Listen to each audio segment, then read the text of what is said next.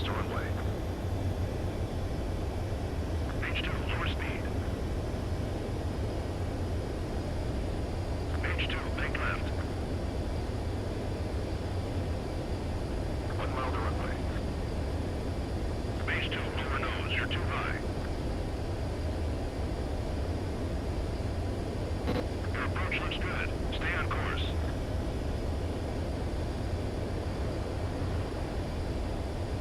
You're past the guidance limit. Make a visual landing.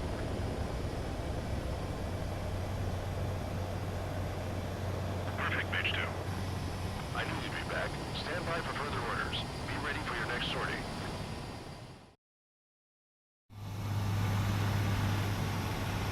H Squadron, this is the situation. Gollum and the other bases squadrons already joined forces and are engaged.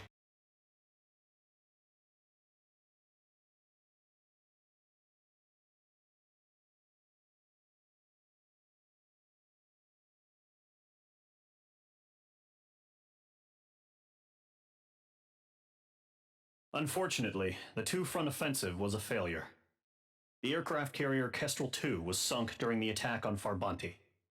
Carrier-borne aircraft mistakenly bombed urban areas, and this has turned public opinion in neutral countries against us. Our own forces also suffered heavy losses. If it weren't for a few extraordinary fighters, many of us wouldn't have made it home. The situation is grim. We have precious little time, however. We have to get to the space elevator.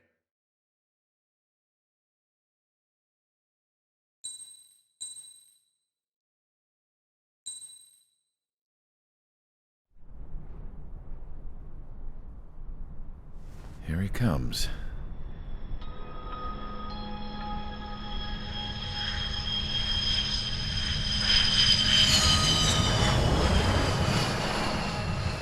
Mihai's looking worse. Thank God he has his granddaughters here to help him out.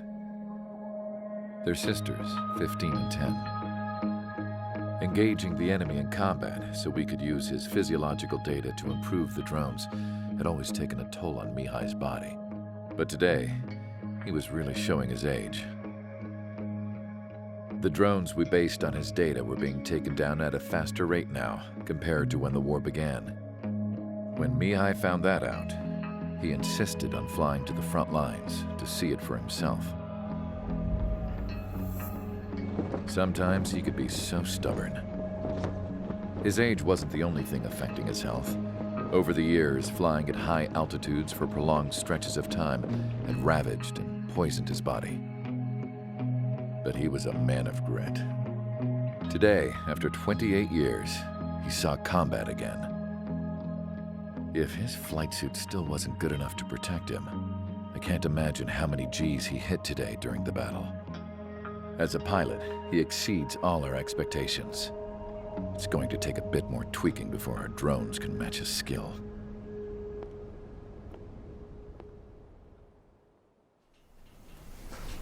How penal is this penal unit, you ask? This place is a shithole. If you took the stink of all the corruption in the world, then corralled it all in one place, that would give you a pretty good idea of what the air smells like around here. We got all kinds of critters, too. Everything from flea-ridden guards, rabid dogs, and a mechanic doing the stretch for life. I can't forget the rats. Yeah, we got those. And some pilots who got their wings clipped, too.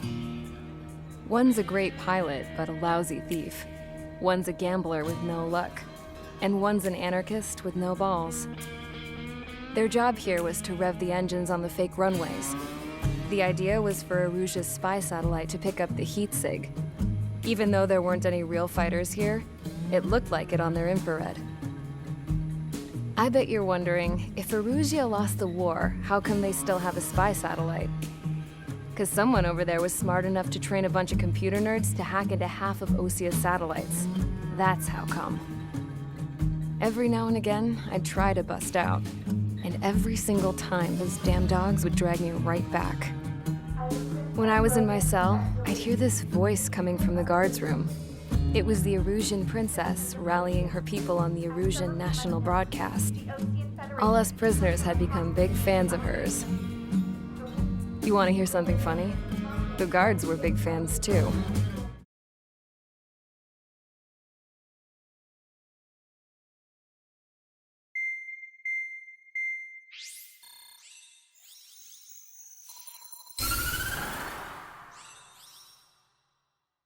As proved by the failure of our previous strategy, the Arsenal birds have bolstered the enemy's anti-air network. This will be difficult to overcome.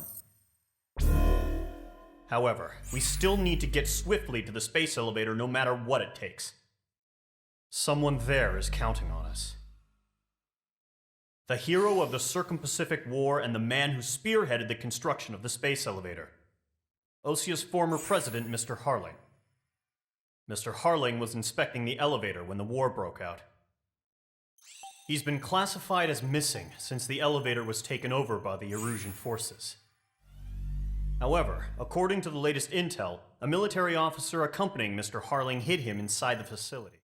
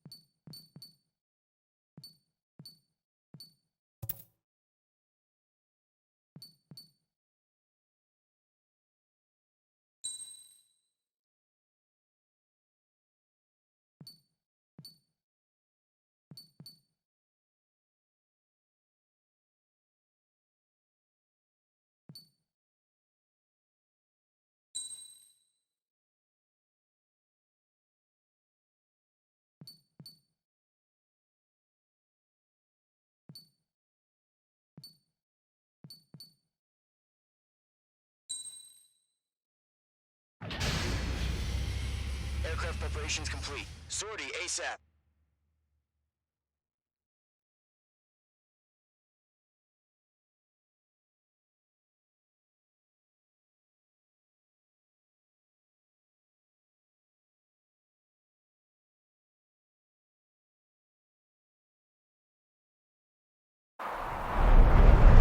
Entering operation area. Imposing radio silence.